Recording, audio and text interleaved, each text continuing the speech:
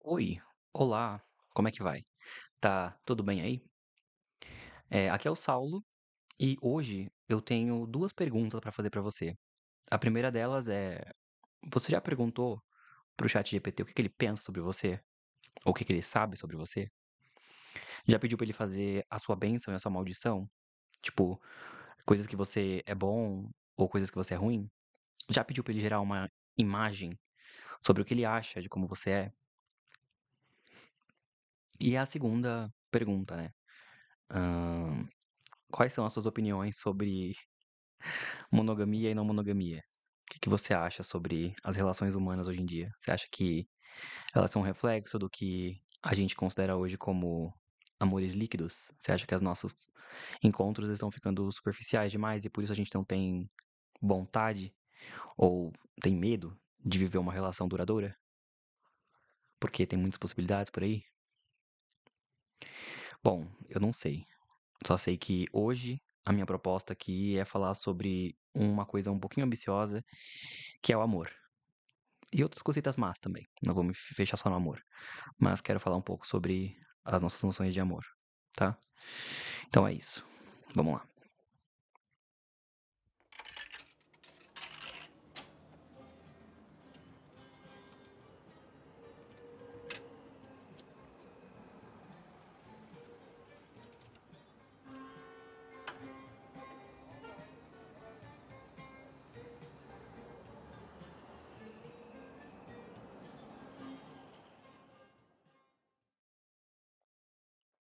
Bom, esse episódio aqui, ele vai ser mais um daqueles episódios tipo honestão, onde eu falo sobre algum assunto meio que sem roteiro e vou tentando elaborar alguma coisa a partir disso.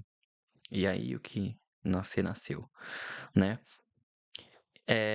Então eu queria começar falando já que a primeira pergunta que eu fiz lá no comecinho, antes da introdução, foi justamente no sentido de que há alguns meses eu vim acompanhando notícias, principalmente notícias sobre o povo americano, que é um povo bem excêntrico, na sua maioria, que é óbvio, são casos particulares, casos, né, singulares aí, mas que me chamou a atenção, que foi os casos das pessoas que começaram a ter relacionamentos com o ChatGPT.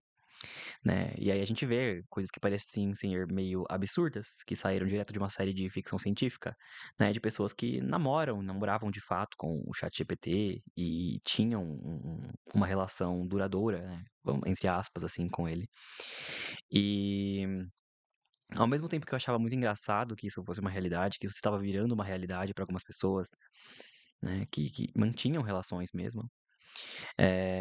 Eu me peguei pensando no quanto, em certos níveis, todos nós estamos meio que permeados por isso, assim, é óbvio, né, que não é no mesmo patamar, mas eu venho observando já, né, a gente vem observando juntos aí, que as coisas, né, parece que a gente tá cada vez mais tempo, assim, com mais intensidade mediado por e isso não é de hoje, também não aconteceu com o ChatGPT, não aconteceu com a IA, mas nossas relações estão sendo mediadas o tempo todo por algoritmos, por robôs, assim, sabe. E isso me fez questionar um pouquinho sobre a nossa própria capacidade de se relacionar com as pessoas, certo? Então, por isso eu comecei fazendo as 2 perguntas logo lá no início, beleza? E o que que eu tô querendo dizer com isso, né? Eu vi, né, eu tenho acompanhado, como eu disse, já alguns episódios, eu passo bastante tempo na internet. Então, eu acompanho todas as trends que vão surgindo aí envolvendo IA, que, querendo ou não, ainda é uma novidade pra gente, a gente ainda tá aprendendo a, entre muitas aspas, brincar com isso e tem todo questionamento sobre nossa identidade, sobre os nossos dados, tudo. E em partes eu acho que isso é válido a gente se questionar sobre esse tipo de coisa, porque, né, são coisas nossas que estão sendo utilizadas para produzir conteúdo, né, que não necessariamente estão sob nossos controles, mas isso já é dado pra gente no momento que a gente aceita qualquer termo e condição de uso de qualquer aplicativo que a gente usa desde que a internet é internet, sabe. Então, a gente já passou a ser um objeto, uma mercadoria há muito tempo, bem antes mesmo do ChatGPT e das outras IAs que a gente utiliza para fazer qualquer outra coisa, né. E ao mesmo tempo que eu acho muito estranho, né, esquisito a gente falar sobre isso num sentido de, né, utilizar esse mecanismo como uma ferramenta de trabalho, e em quais níveis, né, uma criação feita com IA é exatamente uma criação humana e não, né, um roubo de dados, de criatividade de outras pessoas, né? Até que ponto um artista que utiliza o IA, por exemplo, é um artista de verdade, né? E não tá simplesmente roubando uma amálgama de criatividade de outras pessoas, né? Então eu ainda tenho muita resistência com isso, eu ainda utilizo pouco, o mínimo possível isso. Mas eu tenho percebido, né, a gente tem visto aí, algumas outras coisas que estão para além do nosso dia a dia prático, assim, de trabalho, de criação de coisas, mas para questões até pessoais, assim, sabe. E eu ainda vou chegar na parte da monogamia e não monogamia, mas é engraçado ver como a gente não tá tão distante assim, né, se a gente for parar pra pensar mesmo, a gente acha um absurdo essas pessoas que namoram, que dão nome pro ChatGPT. Inclusive, saiu uma notícia recentemente de que teve uma atualização, né? Hoje em dia, as IAs estão proibindo as pessoas de terem relações afetivas com o robô. Justamente porque isso estava virando um problema, né? As pessoas estavam entrando em depressão mesmo, quando caía a realidade de que aquilo não era uma relação genuína, né? Apesar de parecer óbvio. E é claro, né? Da gente importa muita coisa de lá também, né? De fora, assim, principalmente dos States. E tem muita teoria da conspiração, falando que, né, criando cultos mesmo, tá virando uma religião. Se você for parar pra olhar notícias assim, tem pessoas que estão tratando isso como um presente meio divino, meio extraterrestre, como se fosse uma comunicação assim quase que esotérica, sobre-humana, uma dádiva, né, uma coisa que tá vindo de fora. Quando na verdade os caras estão construindo, né, estão vindo aqui na América do Sul para construir um monte de servidor, de computador que vai utilizar de litros e litros e litros e litros de água potável, que geralmente estão em lugares menos populosos, menos importantes, entre muitas aspas, tá, em termos econômicos aí de poder, né, de poder capital.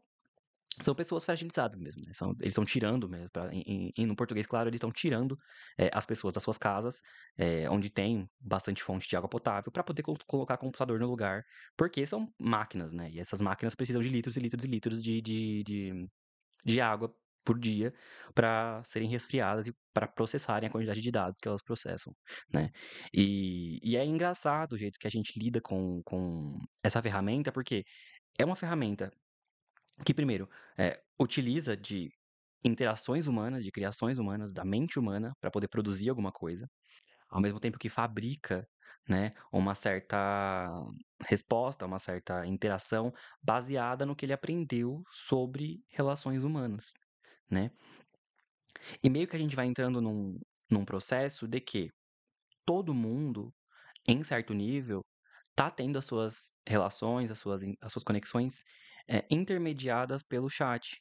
Então, antes da gente chegar, por exemplo, nas pessoas, porque a gente não tá tão longe, tá, a gente não tá tão longe das pessoas que tem, a gente dá risada de americano, a gente dá risada do pessoal que cria teoria da conspiração pra enfim, pra dizer que o ChatGPT é quase um culto mesmo, quase uma adoração ao chat, como se fosse uma coisa sobrenatural, endeusada. A gente ri dessas pessoas, mas a gente não tá tão diferente delas, a ponto de que antes da gente mandar mensagem pra alguém, a gente conversa com o chat, né, a gente pergunta para o chat, pede pra IA criar uma resposta pra gente, criar uma coisa pra gente.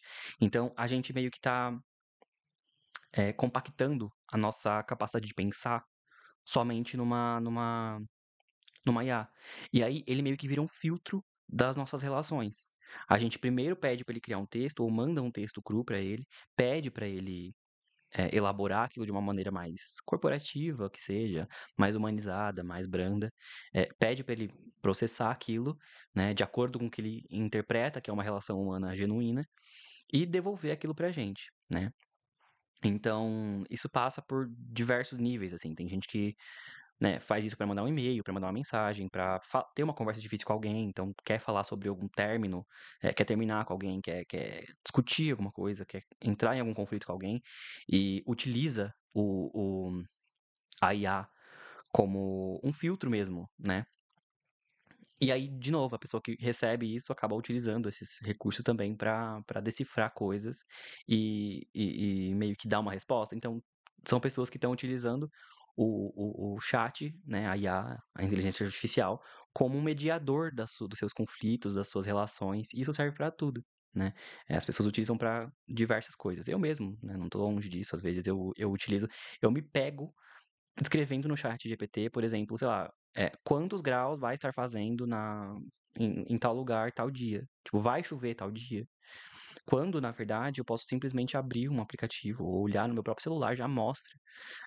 Tem um gadget lázinho, um negocinho, que mostra a temperatura. E é simplesmente eu clicar e clicar no dia, sabe? Que eu quero saber como que vai estar a temperatura.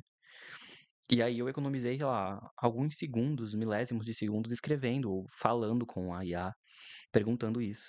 E é justamente isso, tipo assim, são pequenas coisinhas que a gente vai agregando, que a gente vai substituindo, porque não é uma tecnologia que revolucionou e, nossa, mudou completamente o mundo, assim, sabe? A gente meio que passou a concentrar coisas que a gente já faria, né? Coisas, eu tô falando de coisas cotidianas, assim, coisas que a gente já faria simplesmente nele. Né? E isso meio que vai se afunilando num ponto assim onde as pessoas acabam entrando nessas trends mesmo, tipo de perguntar para o chat, perguntar para IA. A gente não se importa muito mais com. É claro que é uma brincadeira, tudo, mas a gente meio que passa a se importar bastante com o que o robô pensa da gente, como que ele percebe a gente, entende? Justamente porque a gente entrega bastante coisas pessoais para ele também, né? E aí eu não tô falando não tô falando de roubo de dados, tô falando do quanto que a nossa relação com eles começou a ficar mais profunda. A ponto de que a gente chega num nível, assim, de que a gente tem medo, por exemplo, ou tem receio de mandar mensagem, por exemplo, para alguma pessoa que a gente gosta muito, que gosta muito da gente, amigos mesmo, sabe? A gente tem receio de se conectar com algumas pessoas, por mensagem, né, por áudio, por ligação, enfim, com medo de estar incomodando algumas pessoas, porque o tempo daquela pessoa a gente julga que é muito valioso para se preocupar com alguma futilidade da nossa vida, assim. E a gente acaba depositando isso no chat GPT. Então, sei lá, perguntando para ele sobre, sei lá, essa roupa está boa? Essa roupa é uma roupa adequada? O que que eu devo levar para o que que eu devo vestir em tal ocasião? O que eu devo fazer em tal ocasião? O que eu devo, onde eu devo comer, se eu for viajar para algum lugar? O que eu devo levar na minha mala se eu for para algum lugar? E são coisas assim que a gente costumava perguntar para os nossos amigos, sabe? Para as pessoas que vão estar ali com a gente, que vão estar ali existindo de fato com a gente, né? E como que isso é esquisito a ponto de que isso vai amortecendo um pouco a nossa noção de realidade mesmo e de relações, sabe? Não é muito difícil encontrar gente por aí que faz consulta médica no chat, que faz terapia pelo chat, que é muito perigoso, né? Tipo, faz consulta de tarô pelo chat, sei lá, faz orações, coisas assim que são tão, parecem ser tão humanas, né? Através da IA. E isso é um filtro mesmo da realidade. E é isso, tipo assim, quanto mais tempo a gente passa, por exemplo, filtrando as nossas relações através de um mediador inorgânico, um mediador não humano, que é simplesmente. Porque o que que é a IA, né? Ela é, igual eu falei, ela é uma amálgama de tudo que ele sabe sobre relações humanas, sobre conteúdo humano, sobre criações humanas, né? Apesar de parecer uma coisa extremamente inteligente, é nada mais é do que uma junção de tudo que ele aprendeu rapidamente, que ele conseguiu processar utilizando muitos chips, muito recurso mineral mesmo, materiais que foram extraídos da Terra, extraídos por humanos, por pessoas da Terra, tá? Até isso foi construído através de força de trabalho humana, de mente humana, tá? Então, cada chipzinho que está ali processando um dado não é uma coisa esotérica, imaterial, né? Precisou ser construído, precisou ser manufaturado, precisou ser fabricado e colocado, posicionado ali, né? E os litros e litros e litros de água que vão ser utilizados para resfriar e processar aquela pequena pergunta que você fez para ele, que poderia ter sido uma interação humana, né? Tudo isso é resultado de processos humanos. E aí quando, né, qual que é a problemática aqui, enfim, né, quando você utiliza essa ferramenta, né, utiliza esse mecanismo para mediar, para filtrar suas relações humanas, isso meio que vai entrando num limbo, que é autofágico, assim.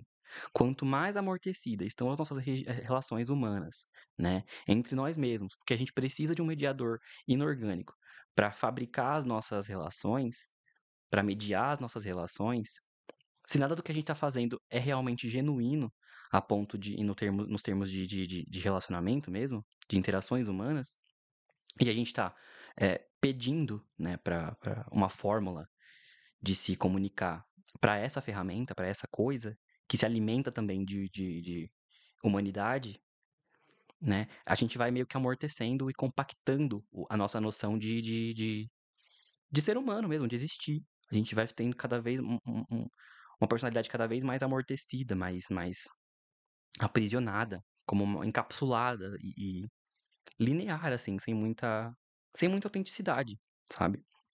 Então os nossos pensamentos, as nossas opiniões vão ficando todas meio labubônicas, pistachiônicas, sabe, coisas que são meio sem graça, justamente porque a gente parou de se de lidar com nuances e com flutuações dos nossos sentimentos, assim, sabe. E é justamente esse o ponto, assim, da coisa. A segunda pergunta foi sobre a opinião das pessoas, que é uma opinião muito que é uma discussão válida, é uma discussão atual, uma discussão importante sobre monogamia e não monogamia, né. E que é justamente isso, tipo assim, eu vejo, né, as pessoas falando sobre, essa história de ter múltiplos relacionamentos só funciona porque são pessoas que estão inseguras ou são pessoas que não aprenderam enfim, a ter um relacionamento sólido, quer aproveitar tudo, quer viver tudo ao mesmo tempo, não aceita que a vida é feita de escolhas e que você precisa fazer escolhas mais duradouras e tudo isso. E aí entra naquele negócio de amores líquidos, né, de que as coisas não foram feitas para durar, de pessoas que vão misturando isso mesmo, sabe, os conceitos disso com com um tipo de relação que não é feito para durar, que é uma relação efêmera, que é uma relação, eh pasteurizada mesmo, sem muitas nuances. E eu acho que a discussão nem é por aí, sabe. Eu falei isso, acho que foi no primeiro ou se no segundo episódio, que eu não ia dar minha opinião sobre isso, mas aqui estou eu falando sobre exatamente isso, né. Eu acho que não é nem por aí que a gente tem que falar, sabe. Porque assim, será que uma coisa sempre vai significar outra, assim? Será que será que uma posição, um jeito que você se relaciona com alguém no molde, sei lá, seja num relacionamento fechado, monogâmico, ou seja num relacionamento não monogâmico, onde você se relaciona com várias pessoas, isso nem sempre tá permeado só por o quão profunda quão profundo é o seu relacionamento, sabe, ou não profundo, é só baseado nisso, só baseado no método que você escolheu pra se relacionar. Eu acho que o que eu tô querendo dizer é basicamente que a pergunta de verdade que a gente tem que se fazer não é se a gente é contra ou a favor, ou sobre o que que a gente pensa sobre, a profundidade de afetos monogâmicos ou não monogâmicos, né. É óbvio, eu gosto muito de algumas discussões sobre isso, eu gosto muito da Jenny Nunes, então eu li a parte de descolonização de afetos, e eu acho que existe uma discussão muito grande sobre isso, em termos políticos mesmo, sabe, de como a gente politiza nossas relações, enfim, principalmente em papéis de gênero, sobre como que o amor romântico é percebido e vivido por mulheres, né, o amor, hã, também, né, pra fora da heteronormatividade, mas como que a gente LGBT, como que a gente vive o amor, o que que isso significa pra gente, como quais são as nossas possibilidades de relacionamento, né.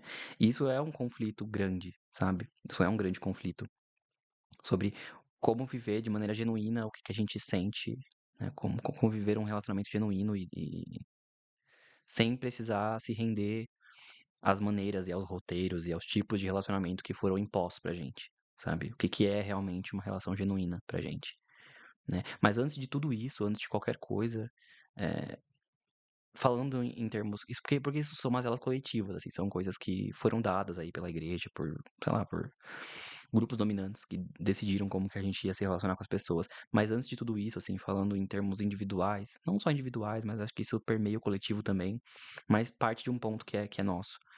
Antes de ficar falando, de ficar pensando sobre o que eu penso, o que eu acho sobre relacionamento monogâmico, não monogâmico, se isso é se eu tô quebrando paradigmas, porque eu tô me relacionando com várias pessoas, ou se eu estou indo contra essa maré de subjetividade extrema, onde só importa o eu, só importa o agora, e eu vou ter uma relação sólida com alguém porque eu quero ter uma relação profunda, porque eu quero construir algo duradouro e não viver de maneira superficial no mundo e aproveitando tudo, né? Pensando só no agora, só no em mim, nesse momento, sabe? Como se fosse uma coisa muito materialista mesmo, sobre só gozo extremo e não se preocupando com o sentimento de outras pessoas, enfim. Antes da gente se preocupar com tudo isso em relação à monogamia e não monogamia, eu acho que a pergunta é se a gente tá preparado para se relacionar com outras pessoas em qualquer circunstância, assim, sabe? Como que eu relaciono? Os meus relacionamentos, eles são, né, as minhas interações são humanas o suficientes. Eu tô pronto pra entrar em qualquer tipo de relacionamento que seja, romântico ou não romântico, amizade ou não amizade. Como que tá sendo o meu ciclo de social, né? Como que eu tô vivendo tudo isso? Acho que a gente tem que partir por aí antes, porque atualmente parece que é completamente inaceitável você pensar em possibilidades de afetos diferentes, assim, de ter relações duradouras e diferentes com alguém. É, é impossível você imaginar que as coisas podem ser um pouco diferentes e criar um tipo de relacionamento que seja único, assim. Eu não tô falando de relacionamento aberto, pode ser um relacionamento fechado, mas tô falando de relacionamento fora dos moldes, assim, fora fora de um roteiro, assim mesmo, sabe? Parece que é difícil pensar esse tipo de coisa, né? É inconcebível pensar que as coisas podem ser diferentes, podem ser genuínas, assim, porque a gente tem normalizado cada vez mais uma realidade mais achatada, né? Pelos motivos que eu falei. Nossas relações, elas estão o tempo todo sendo mediadas, intermediadas por coisas inorgânicas, assim, por coisas que não são humanas, que são espelhos regurgitados aí, né? Ruminados do que é um ser humano.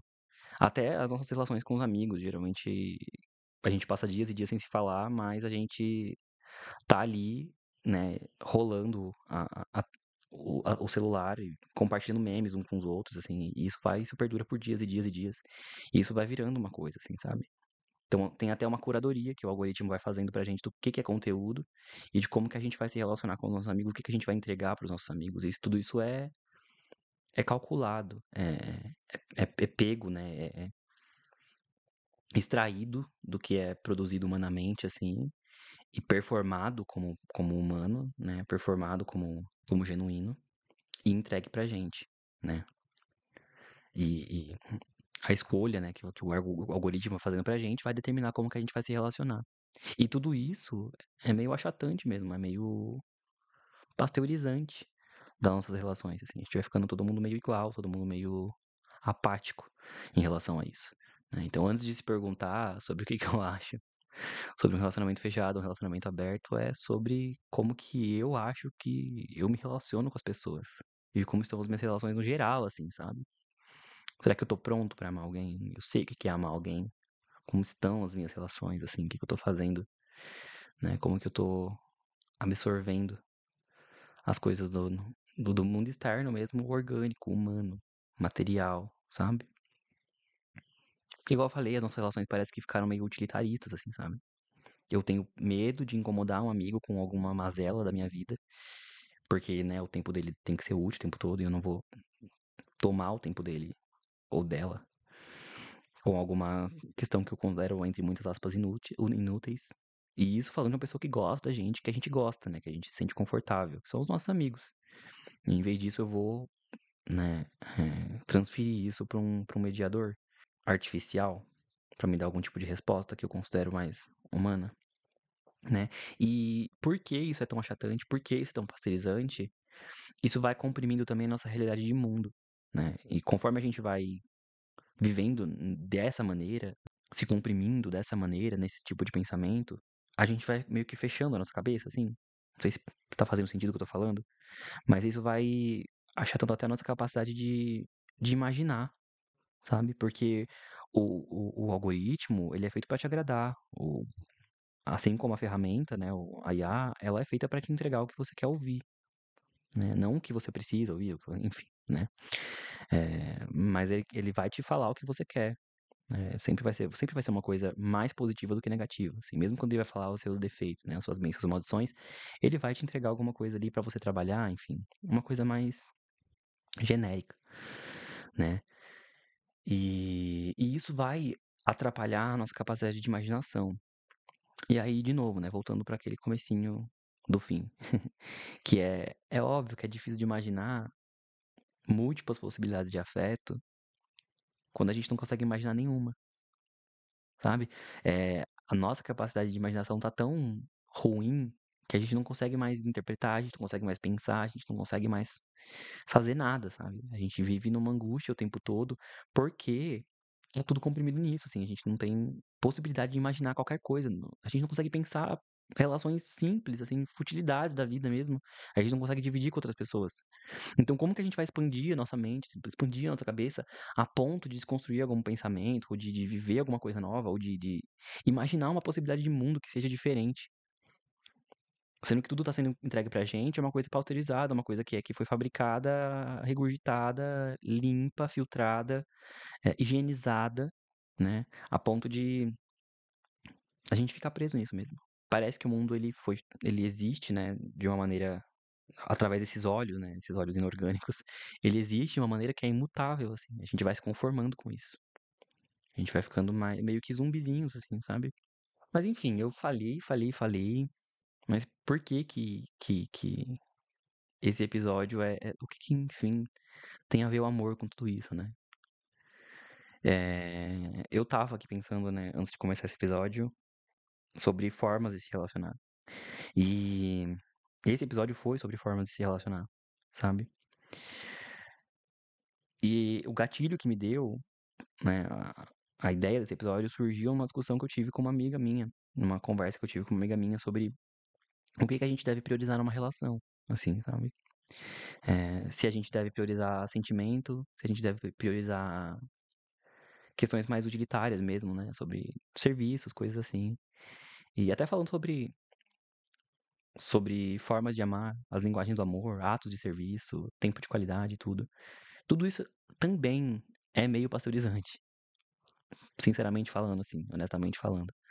Porque as nossas relações elas são muito mais complexas que isso. Do que, a minha linguagem do amor é X, Y ou Z. Eu me relaciono, né? Eu recebo amor da maneira X, Y, Z. Tudo isso também é meio pistachiônico, meio sem personalidade, não muito genuíno. Porque foi o que eu falei, foi o que a gente tava conversando, assim, não existe uma resposta prática. A gente tá acostumado a ter muitas respostas práticas com esse tipo de coisa.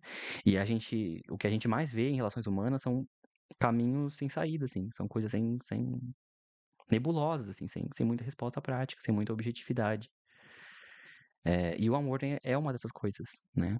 A gente não sabe como ou os motivos exatos. A gente tem pistas, né, sobre o que a gente ama em alguém, como a gente constrói uma relação de amor com alguém. Mas é claro que a gente entende algumas coisas, por exemplo, tem um livro da Ana Sui, né, que é o Eu Só Existo no Olhar do Outro, que é da Ana Sui com o Dunker, né, que eles falam justamente sobre isso, assim, sobre como amar, né, alguém significa, né, é uma boa parte de como a gente cria a nossa identidade, né? Então, eh, essa questão de ter amor próprio, por exemplo, né, de se amar, de se bastar, de solitude, tudo isso é uma grande balela, assim, sabe? Porque você não consegue se amar sozinho, assim, você não consegue existir sozinho. Você não consegue olhar para suas coisas, para suas qualidades, seus defeitos. Até por isso, as pessoas estão até utilizando, acho que é um dos motivos das pessoas utilizarem tanto a IA, porque elas querem se sentir enxergadas, a gente quer se sentir enxergado o tempo todo. E a gente só consegue se amar quando a gente percebe que tem outras pessoas olhando pra gente com amor também, né. Então a gente existe, a gente começa a amar nós mesmos a partir de outras pessoas, né. Então e as relações são isso, a gente ama as pessoas porque, teoricamente, as pessoas olham pra gente de alguma forma que demonstra amor também, sabe. Então qualquer relação que a gente vai construir, né, é baseado nisso, parte de uma expectativa que a gente tem de como que o outro enxerga a gente, de como que, né, e como que ele demonstra isso pra gente. São as expectativas que a gente cria em relação a outra pessoa, mas que tem um fundamento muito mais em nós mesmos, como a gente quer ser amado, como a gente quer ser enxergado, né. Então, é meio que isso, assim, a gente só consegue e é meio que paradoxal também, porque a gente só consegue amar outra pessoa quando a gente tá disposto a amar nós mesmos, mas ao mesmo tempo, amar nós mesmos significa também ser visto por outras pessoas, né. Eu acho que é daí que parte toda a questão de empatia, de enxergar, o outro, de enxergar a vida do outro, assim, também, que é com a forma de carinho que a gente vai olhar pra nós mesmos, assim. Então, são 2 vias, assim, de mão dupla. No fim das coisas, eu acho que eu prometi que eu ia falar sobre amor, mas eu vou finalizar esse episódio falando sobre o que não é o amor, né. E aí eu vou ler um trecho de uma coisa que eu escrevi, de um texto meu mesmo, porque eu acho que eu não saberia falar, assim, só da minha cabeça. Então eu vou falar um pedacinho aqui, né, eu vou ler um trechinho de um texto meu, onde eu estava falando sobre amor, tá. Então ele é um texto que tá no meu livro, que vai sair em algum momento, algum dia, quem sabe. Mas esse é um trechinho que eu gosto bastante sobre amor, tá. E aí o que é o amor então, né? Eu não poderia te explicar o que é, mas eu vou dizer o que não é.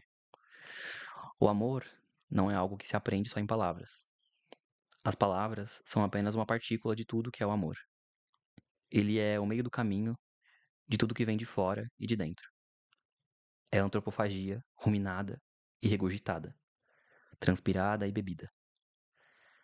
Para saber o que é amor, devemos aprender a caçá-lo, muito mais do que esperar que ele aconteça espontaneamente ou que nos seja oferecido. Olhe, escute e, quando puder, também toque e cheire. Lamba e beba ele de qualquer superfície onde se deposite humanidade. Como um leão faminto, se nutre do sangue que derrama da sua caça antes que ele escorra, empapuçando na areia. Amamos intensamente quando absorvemos e captamos o que há de vivo em nosso entorno. Tudo é o sentido e expressado, muito mais do que quando simplesmente explicamos o amor para alguém. Quando puder compreender e contemplar o que se sente e o que sente outra pessoa, aí sim será capaz de sentir o que é amor. E saberá exatamente o que fazer para dar a essa pessoa a chance de sentir também amada e de te amar de volta, se assim você desejar. Nessa troca, só surgem coisas boas. Eu sou suspeito para falar, mas creio que essa é a verdadeira essência do que eu considero a maior comunhão de espírito e de carne. O amor, que é severo, ao mesmo passo que é justo e brando. Todo o resto são as palavras. Bom, então eu acho que é isso, né? Esse foi o episódio. E se eu puder dar uma dica, como se eu pudesse, né? Se eu fosse bom em dar dicas pra alguém, mas se eu puder dar um conselho pra mim mesmo que seja no futuro, sobre o que é o amor, enfim, sobre como encontrar amor nas minhas relações, seria sobre o quão genuíno são as minhas interações, assim, sobre o quanto eu consigo pensar e o quanto eu posso me expressar com alguém, assim, sabe? Para além das questões, é óbvio que questões materiais, culturais, financeiras são importantes para manter uma relação que seja com qualquer pessoa, assim, sabe? Tem que existir um certo balanço aí. Mas quando eu tô falando de sentimento, para além desse sentimento romântico, romantizado de filme, esse amor imensurável, essa coisa quase divina. Tô falando de coisas que se acontecem no dia a dia, assim, de coisas que vão sendo construídas aos poucos, né? Não tô falando de atos de serviço também, coisas que são feitas pra mim, coisas que são, né? Igual a Bell Hooks fala também, né? A diferença entre cuidado e amor é grande também, né? Principalmente falando sobre questões de gênero aí. Mulheres foram criadas pra cuidar das pessoas, né. E aí a gente não pode confundir o que que é amor e o que que é cuidado. Tem pessoas que cuidam da gente, mas que não amam a gente, né. E o amor, ele é um sentimento que vai sendo construído na nossa genuinidade, tá. Tem que ser uma coisa real, humana, pensada, vivida, né. Tem que ser uma interação genuína. E se for uma coisa parcerizada, assim, é difícil sustentar qualquer relação. Pode ser uma relação romântica, uma relação de amizade, qualquer tipo de relação, né. Pra existir amor tem que ser construído aos poucos de maneira genuína, assim, você tem que conhecendo a pessoa e construindo uma relação ali, né, de maneira genuína, que não vai ser uma relação filtrada. Se você estiver utilizando, sei lá, qualquer tipo de mediador, eh, fabricado, se não tiver humanidade ali, não tiver nada de humano pra ser absorvido e percebido, são relações que vão estar fadadas ao fracasso mesmo. Aí sim vão ser relacionamentos líquidos, né. Porque pode ser que você lide com uma relação, que você, mantenha uma relação, mantenha pessoas na sua vida, que não tem qualquer tipo de nuance, que não tem qualquer tipo de profundidade, né. Não é porque é um relacionamento, duradouro, que acontece há muito tempo, que você constrói dia após dia, que seja um relacionamento bom, que tenha amor ali, entendeu. Você pode ter um relacionamento com uma única pessoa, enfim, centralizar a sua devoção a uma única pessoa e mesmo assim passar anos e anos tendo um relacionamento pasteurizado, sem amor, entendeu. Que seja uma rotina, mas que não seja um amor genuíno, assim, sabe. Porque se não há troca humana, se não há verdade no sentimento, se não há nuance nas suas trocas, assim, então aquilo não é amor, né. Então pra finalizar é isso, assim, o amor ele é coletivo, ele é interpessoal e ele é humano, né. Ele precisa acontecer entre mais de uma pessoa, que seja 2 pessoas, que sejam várias pessoas, que sejam um grupo de pessoas, uma família, enfim, um grupo de amigos. Ou a pessoa ou as pessoas que você escolheu para passar o resto da sua vida. Independente do formato que você escolha amar alguém, independente do tipo de relação que você escolher ter com alguém, ela só vai acontecer, ela só vai existir de fato, se ela for construída dia após dia, né, momento após momento, com relações genuinamente humanas, com sentimentos genuinamente humanos, com ideias genuinamente humanas, né. E é possível, é preciso você conseguir imaginar, é preciso você conseguir ter imaginação e pensar no tipo de relacionamento que você quer ter com essa pessoa, ou com essas pessoas. Você precisa ser capaz de imaginar um mundo, né, que não seja um mundo dado pra você por um roteiro, por um script, por uma ferramenta, por uma coisa artificial, ou por um status quo, uma coisa que já existe aí. Porque isso não é genuíno, isso não é humano, entende? Então eu acho que é isso, tá. Espero que de novo, eu espero que eu tenha me feito claro os meus posicionamentos. E tchau. Um abraço. Até mais.